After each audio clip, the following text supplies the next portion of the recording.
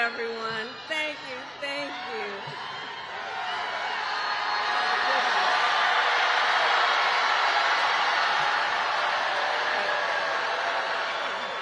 Thank you all. Thank you very much. Thank you, everybody. Oh, it's good to be back in Georgia. Thank you, everyone. Can we please hear it for Tyler?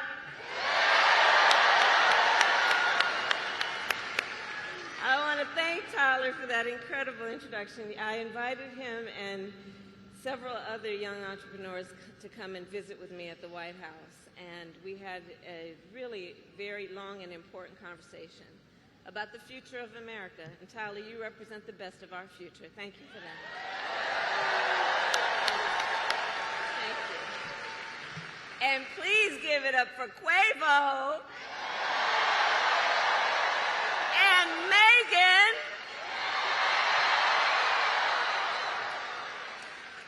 So it is so good to see everyone. And let me also thank our incredible members of Congress who are with us this evening. Senator John Ossoff,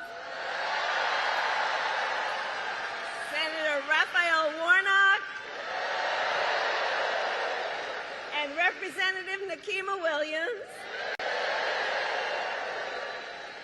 To Mayor Andre Dickens, thank you for welcoming me back to Atlanta. And thank you to the great Stacey Abrams for your extraordinary leadership. So, Georgia, it is so good to be back, and I am very clear. The path to the White House runs right through this state. And you all helped us win in 2020, and we're going to do it again in 2024. Yes, we will. Yes, we will. So let's get right down. So I'm gonna get into some business now. Okay, I'm gonna get into some business now. All right. So Georgia, as many of you know, before, and have a seat if you have a chair.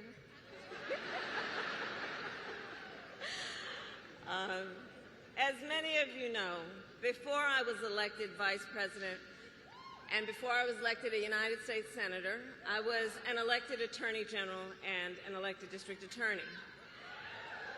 And before that, I was a courtroom prosecutor. So in those roles, I took on perpetrators of all kinds.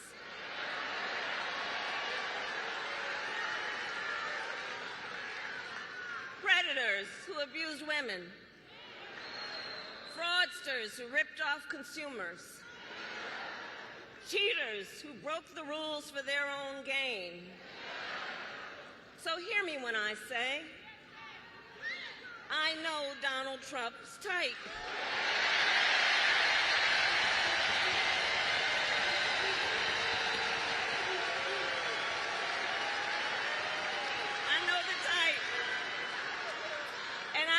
Dealing with people like him my entire career. For example, as Attorney General of California, I took on one of our country's largest for-profit colleges that was scamming students.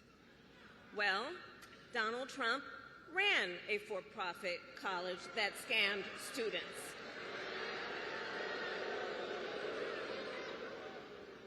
As a prosecutor, I specialized in child sexual abuse cases and sexual abuse cases. Well, Trump was found liable for committing sexual abuse. And as an attorney general, I held the big Wall Street banks accountable for fraud. Donald Trump was just found guilty of fraud, 34 counts.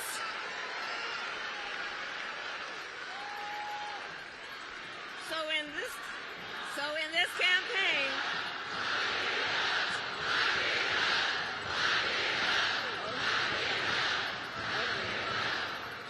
in this campaign, I will proudly put my record against his any day of the week.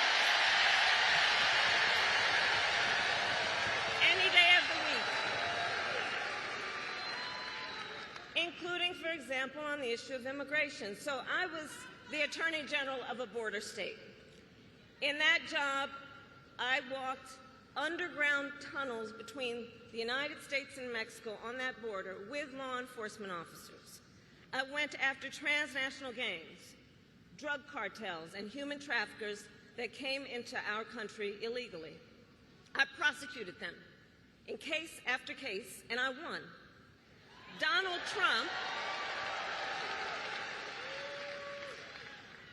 Trump, on the other hand, has been talking a big game about securing our border, but he does not walk the walk. Or as my friend Quavo would say, he does not walk it like he talks it.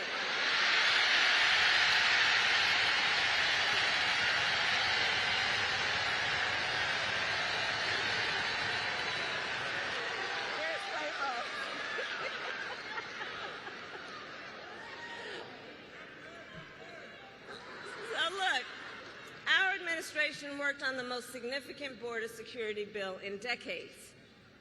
Some of the most conservative Republicans in Washington, D.C. supported the bill. Even the Border Patrol endorsed it. It was all set to pass. But at the last minute, Trump directed his allies in the Senate to vote it down. Right. He tanked the bipartisan deal because he thought it would help him win an election. Which goes to show Donald Trump does not care about border security. He only cares about himself.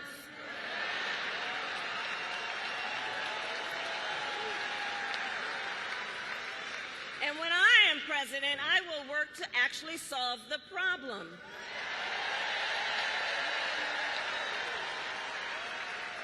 So here is my pledge to you. As president, I will bring back the border security bill that Donald Trump killed, and I will sign it into law and show Donald Trump what real leadership looks like.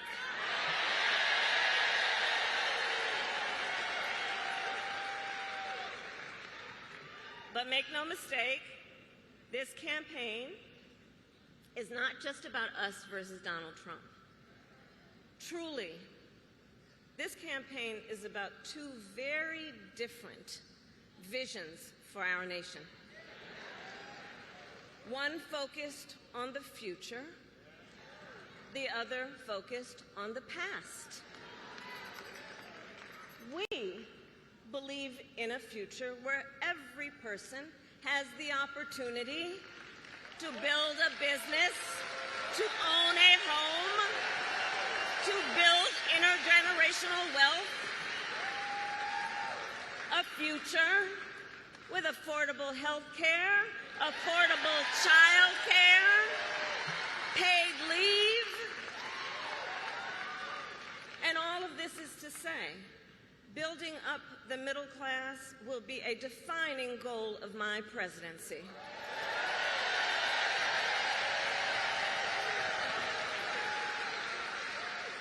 Because we here all know when our middle class is strong, America is strong.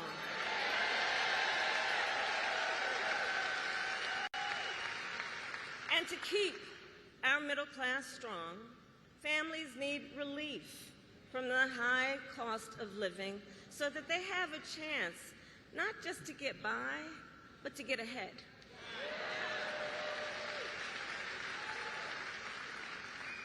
And yes, it is true that by many indicators, our economy is the strongest in the world. But while inflation is down and wages are up, prices are still too high. You know it and I know it. And when we win this election, here's what we're going to do about it. On day one, I will take on price gouging and bring down costs.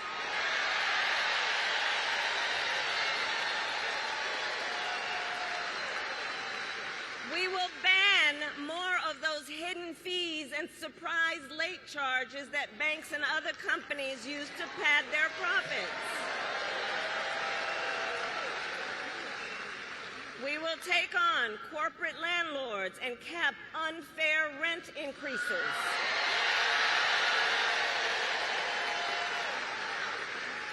And we will take on Big Pharma to cap prescription drug costs for all Americans.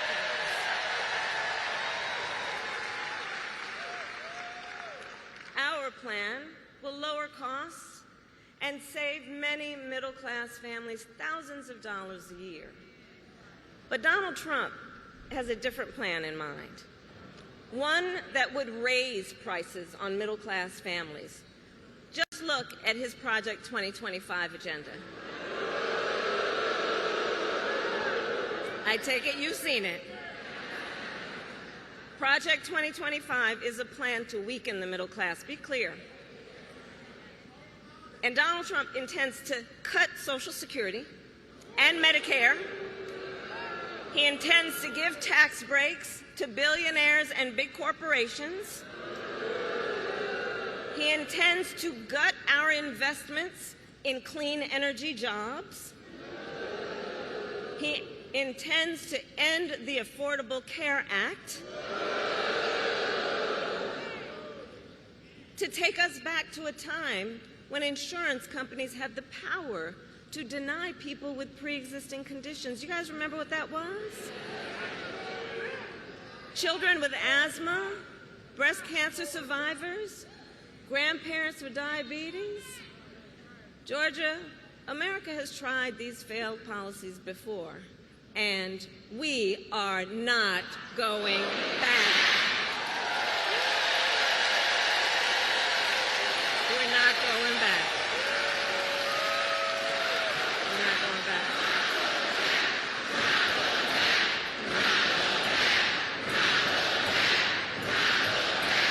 That's right. And we are not going back because ours is a fight for the future.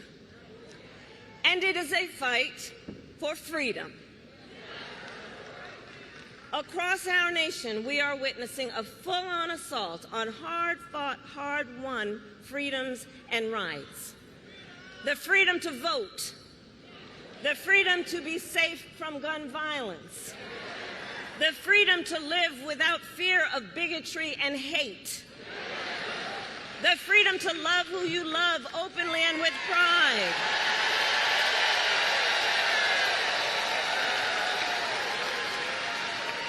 the freedom to learn and acknowledge our true and full history.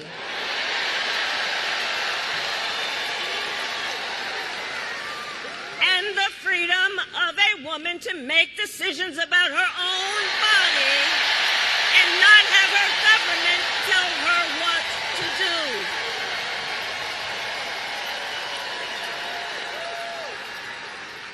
Ours is a fight for the future and for freedom. And I don't have to tell folks in Atlanta that generations of Americans before us led the fight for freedom. And now, the baton is in our hands.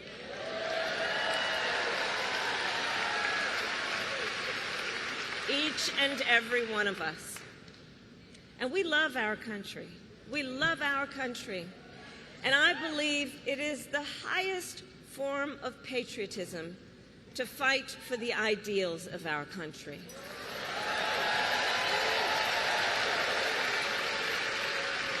And so, we who believe in the sacred freedom to vote will finally pass the Freedom to Vote Act and the John Lewis Voting Rights Advancement Act.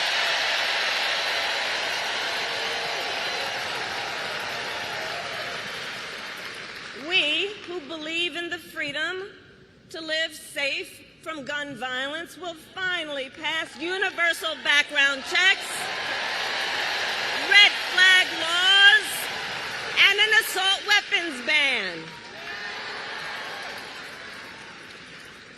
We who believe in reproductive freedom will stop Donald Trump's extreme abortion bans, and when Congress passes a law to restore reproductive freedoms, as President of the United States, I will sign it into law.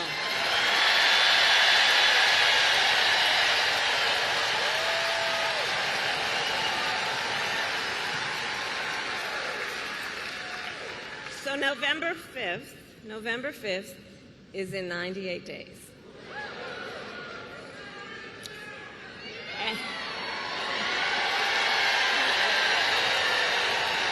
So, in 98 days, and let's level set, friends, let's level set. We have a fight in front of us. We have a fight in front of us, and we are the underdogs in this race. We are. But you see, this is a people-powered campaign. Ours is a people-powered campaign.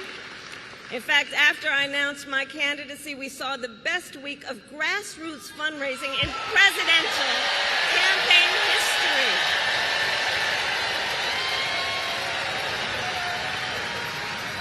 And if you go to KamalaHarris.com, you can help us build on that success.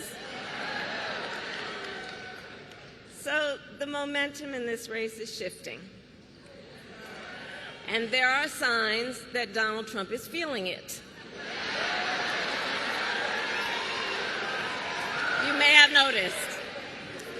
So last week, you may have seen, he pulled out of the debate in September he had previously agreed to.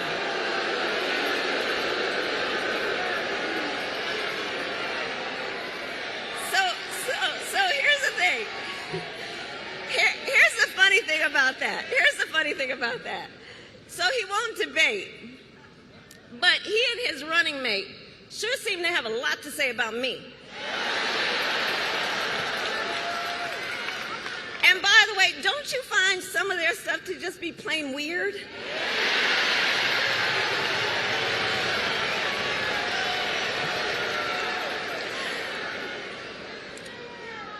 Well, Donald,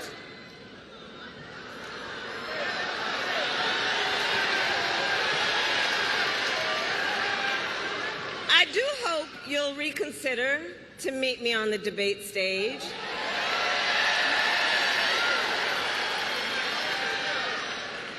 Because as the saying goes, if you've got something to say it to my face.